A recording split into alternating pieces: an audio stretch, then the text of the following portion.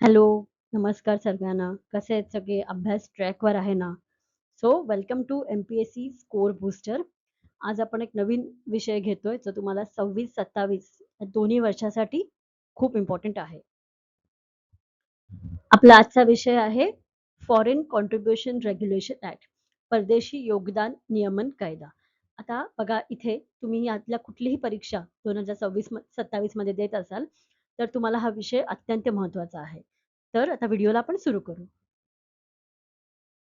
आता बघा आपण ना मेन टॉपिकला जाण्याआधी ना थोडी याची पार्श्वभूमी बघू. गैर सरकारी संस्था ज्या असतात त्यांचा एक्झॅक्टली रोल काय असतो. आपल्या बघा इतकी मोठी आपली पॉप्युलेशन आहे. हं. त्यात काय झालं या इथे ना गव्हर्नमेंट सरकार कधी-कधी कमी पडते. सगळे प्रगती किंवा हे बाकीचे जे सोशल नीड्स आहेत, यासाठी सरकार कमी पडते. त्याच्यामुळे ही जी गॅप आहे ना, ही भरून काढण्यासाठी एन-जी-ओज खूप मोठं काम करतात. जिथे रुरल पार्ट आहेत, अगदी रिमोट एरिया जिथे गव्हर्नमेंट नाही पोहोचू शकत, तिथे एन-जी-ओज पोहोचतात. मार्जिनलाइज्ड कम्युनिटीज आहेत, ज्या मेनस्ट्रीमपासून नेहमी लांब राहिल्या आहेत, त्यांच्यासाठी काम करतात. नंतर पर्यावरण, वाईल्डलाईफ यासाठी खूप काम करतात. गव्हर्नन्स म्हणजे शासन, पार्टिसिपेशन लोकांचं वाढवण्यासाठीही काम करतात. रिसर्च, पॉलिसी रिफॉर्म्स याच्यासाठी. नंतर जिथे पब्लिक हेल्थ इमर्जन्सी जसं की कोविडच्या वेळेला आपण बघितलं असेल किंवा इतर काही ज्या हेल्थ डिझास्टर्स आहेत किंवा अगदी एखादी लँडस्लाईड झाली, कुठे पूर आला, तिथेही एन-जी-ओज खूप मोठं काम करतात. आता बघा एन-जी-ओजना फंडिंग का लागते? आता हा तर खरं डिस्कस करायचा मुद्दा नाहीये. आपल्याला माहिती आहे, की काही काम करायचं झालं, तेही इतक्या मोठ्या लेव्हलला पैसे तर लागतात. आता ह्यांचे जे प्रोजेक्ट्स असतात, वेलफेअर स्कीम्स असतात, त्यासाठी पैसे लागतात. यासाठी लोकं ठेवावी लागतात, ज्यांची सॅलरीज द्यावी लागते. आता काही दुर्घटना झाली, जसं की लँडस्लाईड म्हणा, तिथे काही स्ट्रेचर्स असेल किंवा ॲम्ब्युलन्स असतील, हे सगळे घ्यावे लागतात. औषधं, जर शैक्षणिक संस्था असेल, तर एज्युकेशनल मटेरियल जसं की पुस्तकं, स्टेशनरी हे सगळं करावं लागतं. बरं या साऱ्यासाठी थोडा रिसर्च करावा लागतो. कॅम्पेन चालवावे लागतात. स्वतःचं एक ऑफिस असावं लागतं. तुमचं ट्रान्सपोर्टेशन व्यवस्थित ठेवावी लागते. सो या सगळ्यासाठी एन-जी-ओजना फंडिंग लागते. कुठून येते ही फंडिंग? ओके. सो बघा सी-एस-आर कॉर्पोरेट सोशल रिस्पॉन्सिबिलिटी यातनं येते, गव्हर्नमेंट ग्रँट्समधनं येते. इंटरनॅशनल ऑर्गनायझेशन्स असतात काही, ते फंडिंग करतात. त्यांची काही मेंबरशिप फीज असते आणि क्राउड फंडिंग. क्राउड फंडिंग म्हणजे असं खूप साऱ्या लोकांकडनं एकत्र मिळून एक फंड तयार करतात. त्याची एक फंडिंग असते. सो हे असे 1, 2, 3, 4 म्हणजे ह्याच्या मापाप्रमाणे काही नाहीये. हे असे 3 मेजर सोर्स आहेत जिथून एन-जी-ओजना फंडिंग येते. आता या एन-जी-ओजवरती ना काही ॲलिगेशन्स म्हणजे आरोप केले आहेत.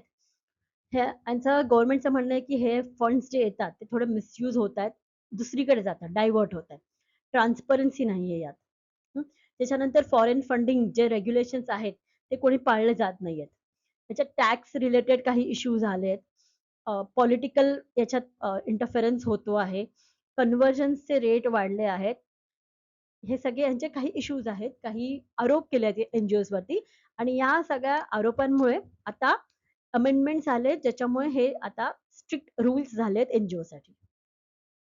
बघा या सगळ्याच्या पलीकडे जाऊन ना काही एन-जी-ओज आहेत, ते खरंच खूप चांगलं काम करत आहेत भारतामध्ये.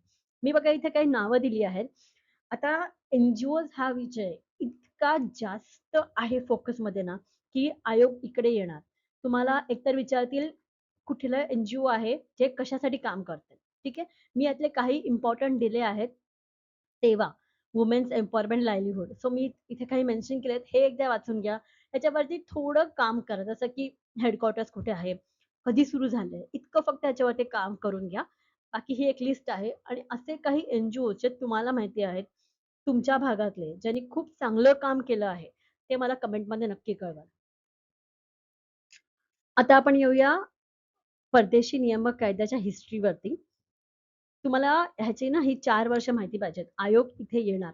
तुम्हाला हे 4 लाइनरमध्ये एखादं वर्ष दिलं जाणार आणि ते काय झालं हे विचारलं जाणार. ठीक आहे. सो 1969 इथे बघा संसदेत ना फक्त एक प्रश्न उठला, की हे जे एन-जी-ओज आहेत, जिथून फॉरेन फंडिंग येते त्यांच्यावरती नियंत्रण पाहिजे. फक्त चर्चा झाली. ठीक आहे. ॲक्ट कधी आला? 1976 ला. फॉरेन कॉन्ट्रिब्युशन रेग्युलेशन ॲक्ट हा एफ-सी-आर-ए ज्याला म्हणतो, हा कधी आला? 1976 ला इमर्जन्सी नंतर. 2010ला काय झालं बघा, त्यांचा आता इथे दखल घेतली. थोडंसं एक लॉ झाला, स्ट्रिक्ट झालं थोडंसं. म्हणजे आपल्या नॅशनल इंटरेस्टमध्ये देशाला नुकसान होईल, असे हे फंड्स यूज होणार नाहीत. यासाठी हा लॉ आला आणि 2020ला हे अजून स्ट्रिक्ट केलं गेलं. ठीक आहे. सो तुम्हाला ही 4 वर्ष लक्षात ठेवायची आहे. लॉ 1976 1976 चा आणि पहिली अमेंडमेंट, दुसरी अमेंडमेंट. आता बघा असं रेग्युलेशन म्हणजे नियामक कोणाकडे असतं? तर गृह मंत्रालयाकडे असतं. एन-जी-ओजचं नियामक कोण करते? तर गृह मंत्रालय करते. ठीक आहे. आणि कशाद्वारे? तर या एफ-सी-आर-ए ॲक्टच्या द्वारे. आता आपण ज्या मागे चार्टमध्ये पाहिलं, या बेसिक फॅक्ट्स लक्षात ठेवा. यावरती आयोग नक्की येणार. पहिला ॲक्ट आपण पाहिलेला 1976. रिपील आणि रिप्लेस झाला 2010ला. आता बघा हा जो 2010चा ॲक्ट होता ना, तुम्हाला जर विचारलं की रिप्लेस कधी झाला तर 2010ला आणि विचारलं कधी अंमलात आला तर 1 मे 2011ला. त्यानंतर 2016, 18 आणि 20 याच्यात दुरुस्त्या झाल्या. आयोग तुम्हाला विचारेल यात एकदाच दुरुस्ती झाली, तर असं नाहीये. एफ-सी-आर-ए ॲक्टमध्ये अनेक वेळा दुरुस्त झाल्या. आता प्रत्येक एन-जी-ओचं जे लायसन्स असतं ना रजिस्ट्रेशन, ते 5 वर्षासाठी व्हॅलिड असतं. त्यानंतर त्यांना परत रिअप्लाय करावं लागतं त्यांच्या रिन्यूअलसाठी. ते आता आपण बघूया ह्याचे आत्ताचे जे अमेंडमेंट्स आहेत, ते काय आहेत? खूप जास्त महत्त्वाचं आहे तुमच्या आत्ताच्या एक्झामसाठी. बघा आता जे एन-जी-ओज आहेत ना, त्यांना या 5 कॅटेगरीमध्ये सांगावं लागेल गव्हर्नमेंटकडे, की तुम्ही कुठल्या कॅटेगरीमध्ये काम करतात.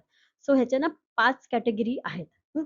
शैक्षणिक, एज्युकेशनल, आर्थिक, इकॉनॉमिक, धार्मिक, सामाजिक आणि सांस्कृतिक. ठीक आहे.